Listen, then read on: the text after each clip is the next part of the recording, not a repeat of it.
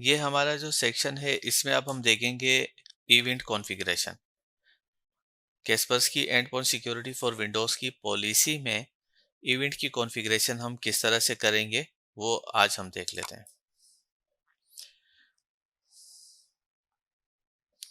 ہوتا کیا ہے کہ آپ کے پاس جو سیکیورٹی سینٹر پر ایونٹس ہیں اس میں کیا ہوگا کہ اس کے 4 اسٹیٹس ہیں: critical, functional failure, warning and information, جسے انفو بھی کہتے ہیں. سب سے پہلے میں آپ کو کریٹیکل کا اوور ویو کروا دیتا ہوں. کریٹیکل میں اگر ہم دیکھیں گے تو ایسے ایونٹس ہوں گے جس کا اسٹیٹس ذرا سا کریٹیکل ہوتا ہے. اس کا مطلب یہ ہے کہ کوئی بھی کریٹیکل اگر ایونٹ ہو رہا ہے، جیسے کہ کوئی فائل ہے، دیکھیں کین ناٹ بی ڈیلیٹڈ. اب کوئی فائل آ گئی ہے اور وہ ڈیلیٹ نہیں ہو پا رہی ہے، اٹ مینس کہ یہ کوئی کریٹیکل ایشو ہے. تو اس لیے جو ہے یہ کیسپرسکی نے ان ایونٹس کو یہ کیٹیگریز پہلے سے ہی کی ہوئی ہیں. ٹھیک ہے، اب ہم کیا کریں گے کہ لیٹ سپوز میں اپنے انوائرمنٹ میں کون سے ایونٹس کو اپنے پاس اسٹور کرنا چاہتا ہوں، کتنے دن تک اسٹور کرنا چاہتا ہوں، اور اگر میرے پاس سیم سولوشن ہے اور میں ان ایونٹس کو اپنے پاس سے سلوک کے تھرو اپنے سسٹم پر سیم سولوشن کے ساتھ انٹیگریٹ کر کے وہاں پر میں شیئر کرنا چاہتا ہوں، تو وہ بھی ہم کر سکتے ہیں. تو اس طرح سے یہ ایونٹ کی کیٹیگریز ہیں چاروں: فنکشنل فیلئر، وارننگ اور انفارمیشن.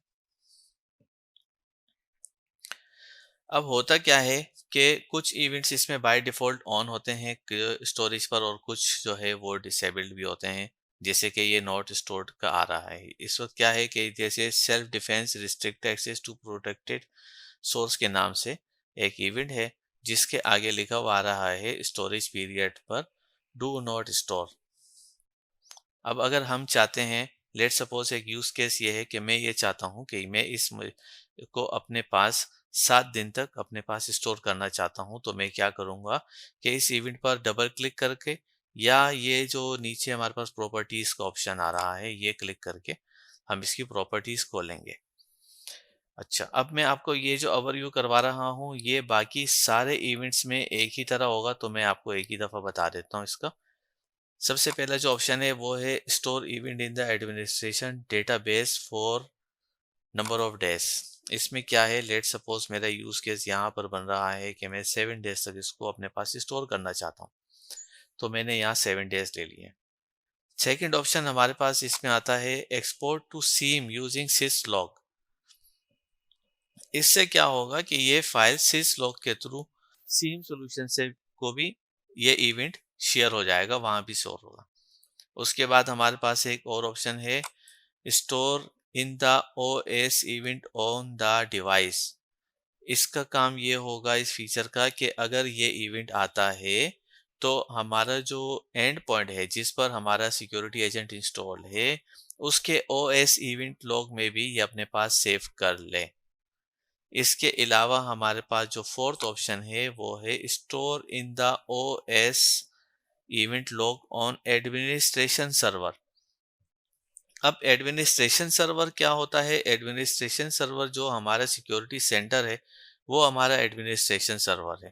اب یہاں ایک سوال یہ پیدا ہو سکتا ہے کہ اب یہ جو ہم نے ایڈمنسٹریشن سرور اوپر والا بھی یہ ہے اور یہاں پر بھی یہی ہے، تو اس میں ایک ڈیفرنس ہے. وہ یہ ہے کہ یہاں اگر میں یہ آپشن لیتا ہوں store in the administration server data base four 7 days, اس کا مطلب یہ ہوتا ہے کہ یہ جو اس کی ڈیٹا بیس ہے ایس کیو ایل جو ہمارا چل رہا ہے وہاں پر یہ اپنے پاس ایونٹ کو اسٹور کرے گا. اور یہاں پر جو میں نے لیا ہے نیچے O S event log on the administration سرور، یہ کیا ہوتا ہے کہ جو آپ کا سیکیورٹی سینٹر چل رہا ہے اس کا جو ایونٹ لاگ ہوتا ہے وہاں پر یہ اس کی ڈیٹیل اسٹور ہو جاتی ہے. آپ ایک اور بات بھی نوٹ کرنے والی ہے کہ اس کے آگے ہمارے پاس نمبر آف ڈیز کا آپشن نظر بھی نہیں آ رہا ہے. ٹھیک ہے، کیونکہ ایونٹ جو ونڈوز کے ہوں گے وہاں پر جو ایونٹ ہوتے ہیں وہ سیو ہو جاتے ہیں، اس میں ہم موڈیفائی نہیں کر سکتے یہاں سے آپشن کو. اس کے بعد ہمارے پاس ایک آپشن ہے ایونٹ نوٹیفیکیشن. ایونٹ نوٹیفیکیشنز میں کیا ہوتا ہے کہ ہمارے پاس آپشن ہے notify by E mile, notify by S M S, notify by running an executable file اور script, notify by S N M P. ٹھیک ہے، یہ بھی ہم کر سکتے ہیں. اس میں کیا ہوتا ہے کہ اگر ای میل میں نے اپنے پاس کانفیگر کی ہوئی ہے اور میں چاہتا ہوں کہ یہ ایونٹ اگر کسی کے پاس آئے تو میرے پاس جو ہے ای میل پہ نوٹیفائی ہو جائے، تو یہ بھی ہو سکتا ہے. ایس ایم ایس بھی آ سکتا ہے. اور اگر میرے پاس کوئی ایگزیکیوٹیبل فائل ہے وہ میں رن کرنا چاہوں تو وہ بھی یہاں سے پاسبل ہے. اور ایس این ایم پی کے تھرو بھی ہم کر سکتے ہیں. اس کی یہ سیٹنگز ہوتی ہیں یہاں پر. ٹھیک ہے، یہاں کیا ہے کہ جو آپ کا ای میل ہے، ای میل کی کانفیگریشن آپ یہاں کریں گے. آپ کے پاس ای میل میں ایک آپشن نظر آ رہا ہوگا، یوز ایڈمنسٹریشن سرور سیٹنگ. ٹھیک ہے، جو ہمارے ایڈمنسٹریشن سرور ہے اس کی جو پراپرٹیز ہے وہ وہاں پر ای میل کی ایک سیٹنگ وہاں پر کنفیگر ہوتی ہے. اگر آپ کے پاس کوئی اسپیسیفک ایونٹ کے لیے آپ کو اسپیسیفک سیٹنگ کرنا چاہتے ہیں تو ہمیں یہ والا آپشن ہم ان چیک کر دیں گے. جو پہلے چیک تھا یہ میں نے ان چیک کر دیا، تو اب ہمارے پاس یہاں پر مزید سیٹنگ نظر آ گئی ہے.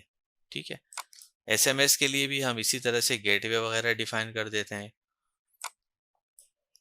ایگزیکیوٹیبل فائلز بھی ہم رن کر سکتے ہیں اگر ہم چاہیں کہ کوئی ایونٹ، اگر یہ والا ایونٹ جو بھی ہے اگر ایونٹ ہوا ہے تو ایگزیکیوٹیبل فائل رن ہو جائے تو وہ بھی ہم کر سکتے ہیں یہاں سے.